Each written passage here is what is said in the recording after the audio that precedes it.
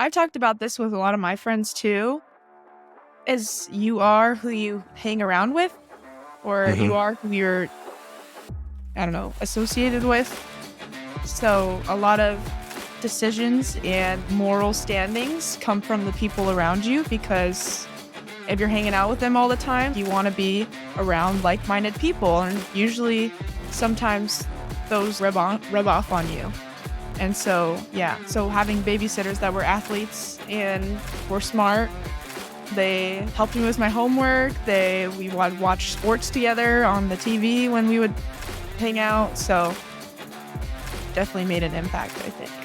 Hello, and welcome to Catching You, a dad and daughter's softball journey. I'm Rusty, a dad who's been in the dugout and on the sidelines. And I'm Lacie, the daughter whose journey through softball has been filled with incredible wins, tough losses, and so many lessons both on and off the field. For the past 16 years, we've navigated the highs and lows of softball together, from the local fields to national tournaments and everything in between. From the challenges of recruitment during COVID to the mental and emotional roller coaster that comes with being a student athlete, we'll be sharing the perspectives of both the parent and athlete and firsthand experience of the impact of sports on mental health and the importance of support from the sidelines. Welcome back, everybody, to Catching You. I'm your co-host, Rusty M. With me is my other co-host, my beautiful daughter, Lacie. Lacie, say hi. Hi. We are fresh off of Mother's Day, which was yesterday. I know you missed mom, right? I Oh, did. missed mom. Yeah, I have finals this week. Mm-hmm. I would have been home for just one day and then had to drive all the way back. So I'll give her my gift when I get back. You gave her some of her. You gave her a massage. True. Yeah, so good stuff. So let's stay on the kind of the topic of answering questions or maybe some things that are coming through our pipeline as far as Facebook Messenger. I know last week you did a solo cast. Great job, by the way. Thanks. And you answered a couple of questions from a listener. I have another listener. His name is Josh, and he'll laugh about this. It was a novel, but he had some great things that we could talk about. And let me just go through what he was not concerns, but just challenges he's facing. His daughter is, I'm assuming, first year 12s. Remember first year 12s, Lace? I think we skimmed by it, but we Yeah. qualified for PGS. Yeah. So that was a big year for you, right? We came off a 10U. We came off the national championship, lost by one run in the championship. You pitched almost every game. And then we had the same team entering in the 12U. And we'll get into tryouts and stuff like that because that's one of his kind of things he wanted to talk about as far as tryouts. But first year 12s, we had high expectations, right? We're in the BAPBUS organization. We're coming off the national championship. First year 12s is different. These girls they're going into middle school, so they're much bigger, stronger, and they pitch a lot faster. So to qualify for PGF at that time was a big deal. I think we were like maybe one or two first year 12s that actually make it to PGF. But so Josh is we have very similar paths, Lacie. And I think I discussed with you before. We have very similar paths where we are PE teachers. We are also coaches, and we're also parents of a softball player. And we have similar paths. I resigned from being a head coach of basketball to spend more time with you. I didn't resign from teaching, but because I knew you were coming up through high school, so my plan was to coach softball so I can be with you, and that worked out. But one of his things, and you can attest to this, Lace, mom and I, we're very particular on who we put in front of you, right? So even in middle school, right? Your mom teaches at the middle school you went to. She teaches PE there. So we have the ins on who you can basically have as a teacher, right? I I think you guys chose my teachers since I was in preschool. Yeah. Preschool, I don't know. Yeah, But because when you were in elementary, that mom was teaching in elementary school too as well. And then, yeah. Yeah, I was at the same elementary school with mom, yeah. and then she left to go to middle school, and I didn't know what to do. I didn't like where I went. I don't know why I wanted to go. But I transferred elementary schools, You did. and it might have been easier because of where we lived too. Transferred to new elementary school. That was the only time that I didn't have either of my parents teaching at my school was elementary. Right. Yeah. So we had the ends on who you should be in front of, right? So we were very particular. We were also very particular on who babysat you, right? What were the two requirements for our babysitters, if you remember? They had to have a 4.0 and they had to be athletes. Yep. Yep. What the Because I heck was teaching, are? yeah. Because I was teaching in high school, I had a lot of, and mainly females, but I had a lot of girls. Oh, can we babysit for you? Can we babysit for you? Because when I started teaching high school, you were 6 Yeah. and Jesse was 3. Can you? And then I would say, hey, what sport do you play? And do you have a 4.0? If they said no to either one of them, I said, I'm sorry. It's not going to happen. It Um, it makes sense because I've talked about this with a lot of my friends too, is you are who you hang around with or you mhm. are who you're, I don't know, associated with. So a lot of decisions and moral standings come from the people around you because if you're hanging out with them all the time, you want to be around like-minded people, and usually sometimes those rub off on you. And so, yeah. So having babysitters that were athletes and were smart, they helped me with my homework. We would watch sports together on the TV when we would hang out. So definitely made an impact, I think. Yeah. And the main thing for us is that they're responsible, right? They're responsible in the classroom. They're getting their homework done. They're 4.0 for a reason. And then you have to be responsible and athlete, right? You're going to practices, you're getting yelled at by coaches, you have to be on time. And so that those two aspects, we were very particular. So if you're listening and you have young ones, I would highly recommend you be very particular on who your babysitters are and be prejudiced. I do prejudge. That's a I that I always told them I'm prejudiced. They're like, "What are you talking about? You have to have a 4.0 and you have to be an athlete." Oh, okay. Yeah, I'm prejudging you. If you don't have either of those two qualities, you're not watching our kids. So let's move on to that. Yeah, we were very particular. And then one of the things because his daughter's just now getting into travel ball, which you started when you were 9. And then you didn't really have to try out because you're the head coach of your travel ball team was your all-star coach. So it was just like, "Hey, Lace, you're on Yeah. our team." And then we did have tryouts for other people, and then I'm not sure why Lace, he's talking about tryouts as far as being closed. You don't remember ever any tryouts being closed, right? I'm not sure what he means by that, but I don't understand that really. Say if an organization does have closed tryouts, I especially as a athlete going from like 10U to 12U and you're at the beginning of like middle school, like that age for me, I feel like I would feel so anxious at a tryout if I didn't have some sort of support system yeah, outside. seeing your Uh, parents, be on the fence a little bit. yeah, like just sometimes just them just standing there and like a girl being able to see her parents like right there supporting her Yeah.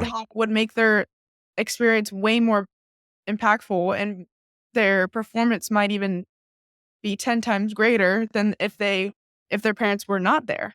So my anxiety level would probably raise a few bars if it was like a field, the coaches, and all these girls I'm competing against with no one around.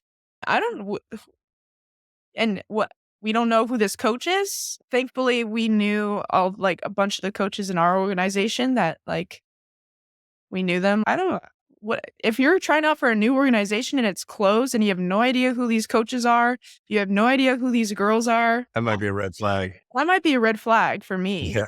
I especially with the coaches. As a player, yeah, that's a red flag. Okay. Yeah. Well, For I think it should be a red flag for both parents and kids yeah. because why is it closed? The only thing I could think about is if the coach didn't want the players to get distracted by the parents.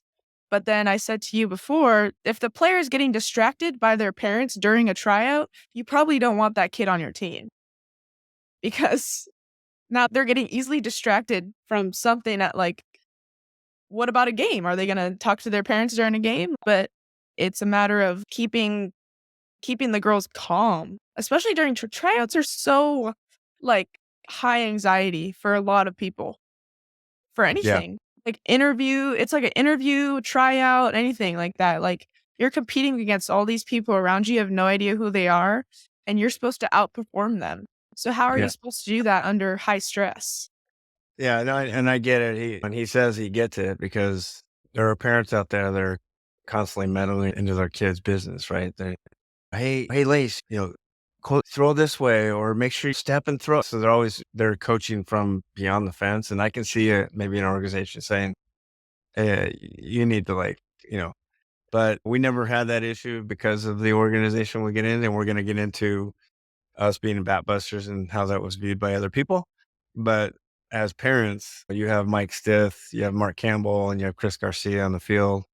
As a parent, you're going to shut your mouth. You're not going to say anything because in that organization, a lot of times you're on the team because of the parents. If you were just a jerk as a parent, or if you're distracting, like you said, if you're saying stuff to your daughter as they're trying to try out, your daughter might be pretty good, but they're going to be like, yeah, no, thank you. We don't want this parent on the team.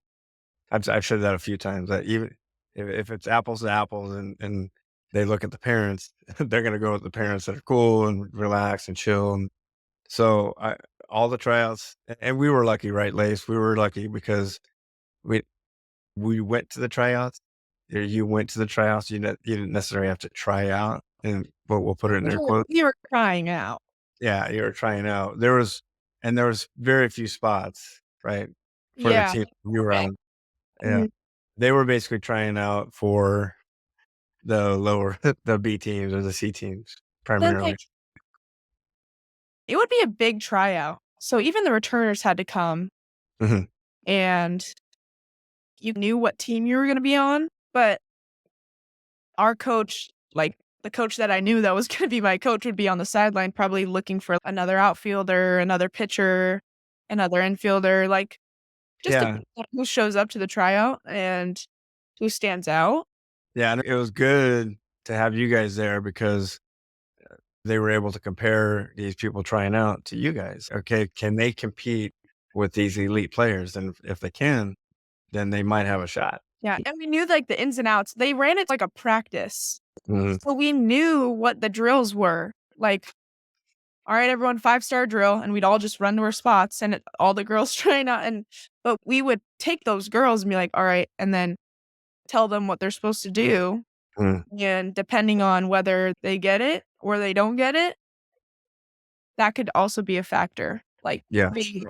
being easily, you're not coaching as a teammate, but adjusting to drills that pop up in a tryout that you have no idea what they are, like around the horn. What's around the horn? Yeah. You might want to know what around the horn is. Yeah, if you And don't know around the horn and you show up to a bat buster tryout, and I it's remember having to explain to a girl, he'll randomly switch the direction, so just keep an ear out. And I remember her going up and he said, "Switch," and she didn't switch, and you could see, like, the look on his face, and I was like, like, he's not gonna scream at her because she's trying out, but "No," but if it then was one of you, he would scream at the right, top of his lungs. right, but then I know he was looking at me too because she was in my same line, and I'm expected to guide her as well, so I was like, "Oh, Yeah. no." Yeah.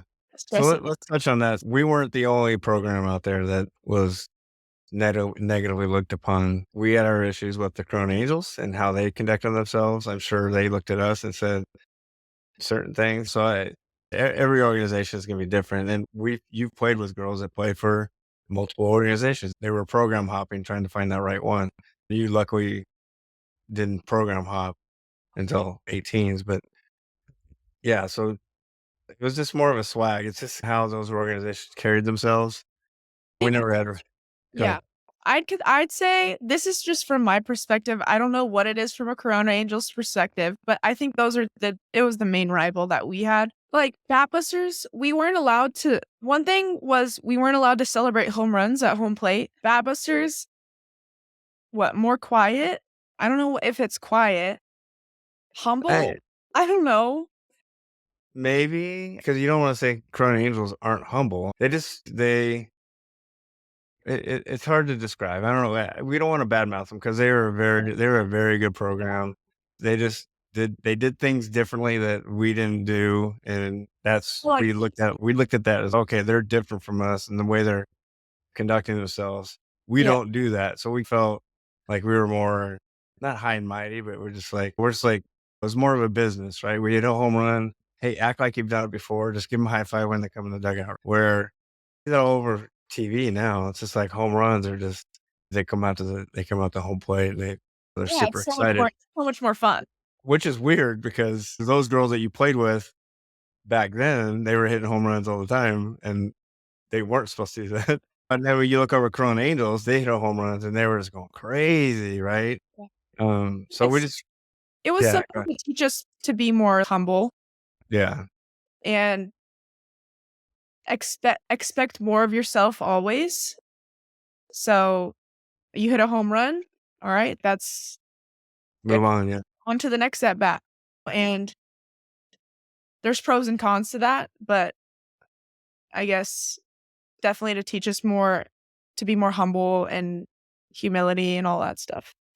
But yeah, Corona Angels were definitely more, like, outward with their emotions and very talkative, very loud in the dugout. We were not very loud. I don't think we even cheered most of the time. yeah. You guys are boring.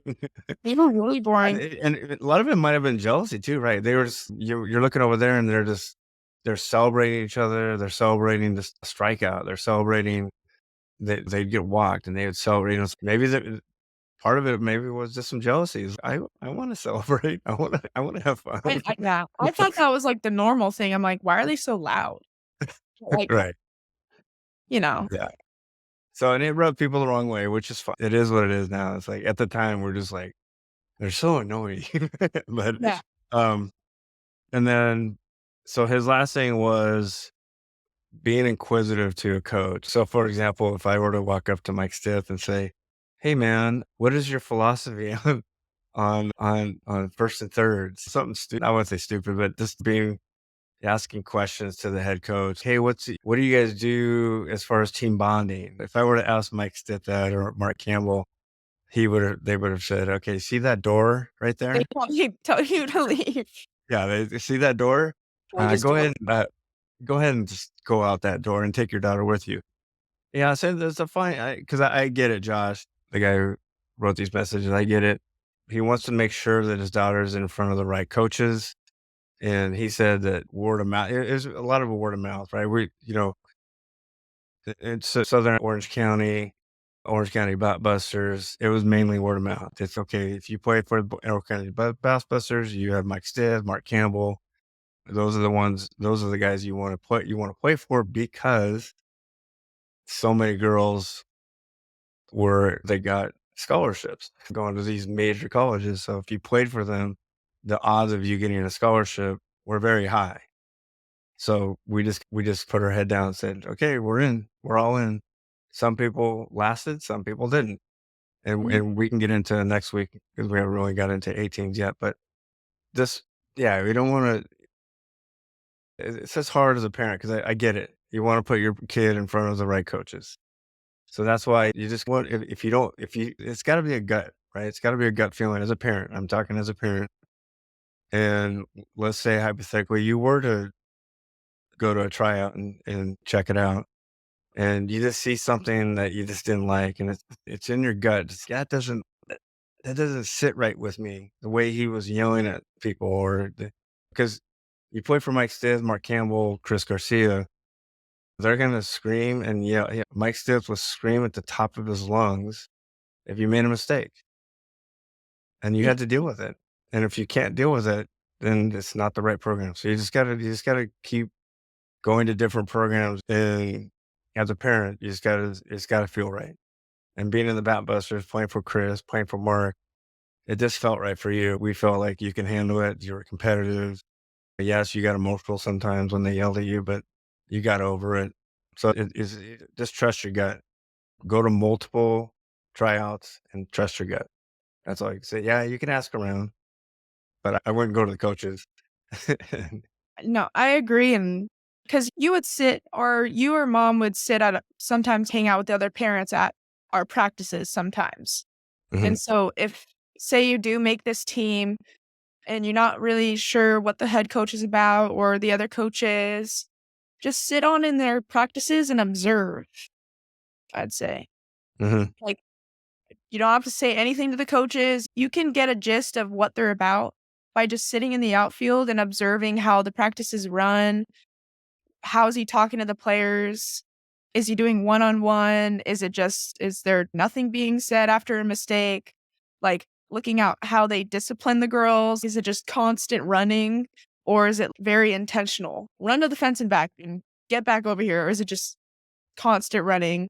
Nothing yeah, being there's yeah, and I think you would get a gut feeling by just observing and seeing what the practice is all about. Or yeah, because you don't want, if your daughter is super competitive, you don't want a coach that's, "Oh, it's okay. Let's just move on to the next drill." Like, you want more of a hard ass coach then. And if yeah, and then you gotta move on or find a different place. It's just observing. Yeah, yeah, you're not going up to Mike and asking that. yeah, and just hanging out with parents on the other side of the fence, if you hear them constantly complaining, then there might be something wrong, right? But if they're just chill, they're just in their lounge chairs and hanging out and talking politics or talking weather or talking, you know, vacation, and they're not talking about the coaches and how horrible they are or situational stuff, then you might be in the right place. So let's move on. He had a second tier to his questions or his comments, and that was, and that we'll just break it down to transitioning from, you know, 10, 12, you 14, 16, it's transitioning and dealing with the different types of relationships, different coaches, because you had different coaches when you moved up, and then you have different players that you played with. And how did you handle that? Because you go from 12, you're getting into middle school, and you talk to mom, and middle school girls from sixth grade to eighth grade, they changed dramatically. And she can attest that. We can bring her on and she'll go off on how sweet and innocent they are in sixth grade. And then all of a sudden in eighth grade, they're just completely different people. And I'm sure it's the same with, again, it's the organization. The organization you guys in was just, there wasn't a lot of drama. You did first year 14s at the end, or second year 14. I forget when we had that drama coming home from Colorado, but yeah, but there wasn't a lot of drama just because like-minded people, we talked about, right? Being around like-minded people. So I don't know if you can touch on that a little bit. Just like like teammates and Yeah, just transitioning from different, from 10s to 12s to 14s and maybe yeah, playing with different girls. I was lucky enough to play with some of the same girls pretty much my whole travel ball life.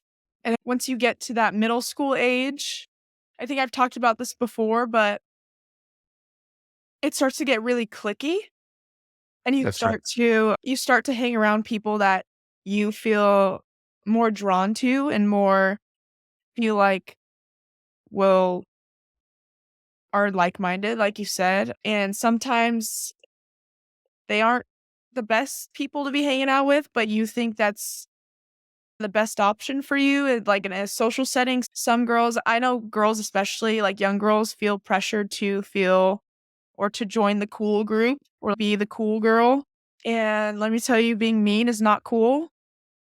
So, I figured that out pretty early because I think what kinda helped me too is I had friends in middle school that were not softball players. I didn't in my whole friend group that I had in middle school, not one of them played softball. Some of them played sports, but they were not in my they were not part of my extracurricular activities at all. Like, I would never see them on the weekends. I would never see them at practice. But my friend group in middle school, I'm still friends with them today. I was lucky enough to have some really good friends and that had good morals, we supported each other. We would hang out, have all this fun together, go on trips, and that kinda I would take those thoughts and those social thoughts over to my softball world, and always like, my social world and my softball world are completely 2 different areas. But you took the qualities of your non-softball, you took the qualities of their character, and when you play softball, you're looking, because you talked about it, it's clicky. You're gonna seek out those type of girls that kind of fit that mold. Yeah. But talk about the ones that weren't in that mold or in a different clique. I wouldn't imagine you're like just shunned them, right? No, I got along with a lot of the girls on pretty much all my teams. Um, Obviously, there's gonna be ones that I'm not as close with. Even now on my college team, there's still girls that I'm not as close with than other ones, Mhm. and that's just part of life, I feel like. But it's all about you can observe too. I would have my friends at my house or, like, even the teammates that I were close with, we would share hotel rooms together, all that stuff. So you would see the people that I would hang around with, or you Mhm. would see the people that I associate with, and I feel like you or mom would tell me like, "Hey, I don't know if this person is good to hang around." I don't know.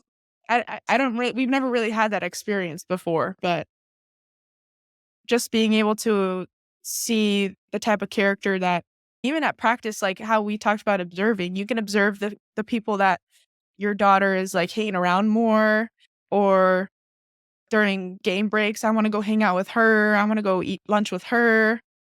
And guess just observe. If you notice something off, then gotta communicate that with your daughter and maybe set some boundaries. But relationship wise, you don't have to shun them. You just don't get along as good as you do with other girls. So yeah, it's very Yeah. clicky. Um, But at the end of the day, you have a common goal, right? yeah. Which is to improve. At the time, you guys are trying to win PGF, and then you're also trying to get recruited. So you guys all had a common goal, right? There were girls on your 14s I was not a fan of, and I'm like, you are not to hang out with them. I never said that to you, but in my mind, I'm like, you better not hang out with them because I didn't like their character. I didn't like how they conducted themselves. They didn't work very hard. They always took plays off, or when the coaches turned their backs, they were giggling and they weren't as serious as you were. And yes, we wanted you to hang out with people that were serious about what, well, you guys were on these teams. Yeah, we're supposed to have these common goals, which is win PGF and get recruited. So those are the two major goals.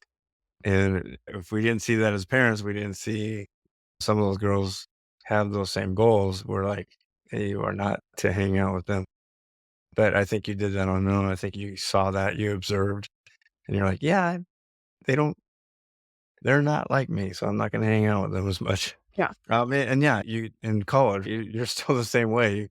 Your roommate's a soccer player, and then you have your other friends are tennis players. Yeah. Right? My best friends on this tennis team, my roommate's a soccer player. I Yeah. have friends that are not athletes that go to a completely different university down the street. Like, it's all over the place. And I'm more drawn to these people compared to other people. It's just how life works. Yeah. And then on the changing the different coaches, again, we were in the same organization for, I don't know, you were 9, let's see, 9, 10, 11, 12, 13, 14, 15, 16, 17. So what was that, 8 years? Yeah. About 8 years, we're in the same organization. We knew the coaches, we knew who we were gonna play for, so I can't really, Josh, I can't really, talk about different relationships with coaches because we knew the coaches, we knew what we were getting into.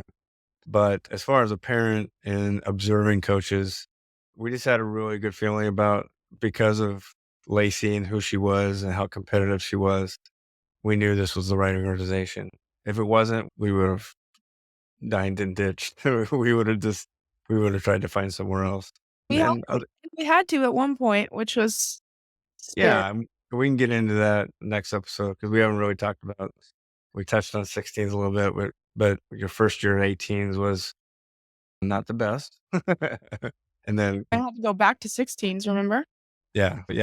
In the fall of 18s, after fall was over, we come back in January. We had to go back to 16s and different team, different organizations. We can get into that later. But Lace, you have one more week. Is that correct? Yeah, I have finals all this week and one on Monday, and then I'm done. And then you're coming back home. I am. So we're going to pay for an apartment that's going to be empty. That's fantastic. That's great. I'm also chipping in. Don't That's forget. true. That's true. I'm doing That's my true. due diligence. Due diligence. Yeah. I'm joking with you, but we're looking forward to having you back home, even though you're 21 years old. And probably will still live there after college. I don't know. Listen, I lived with my mom when I was 26, so it's okay. And It's we'll okay. have the dogs, the That's kitchen. right. Yeah, come on. Right. The best That's of right. both worlds. Yep. All right, Lace. I love you. Love you. We'll catch everybody else on the other side. Take care, everybody.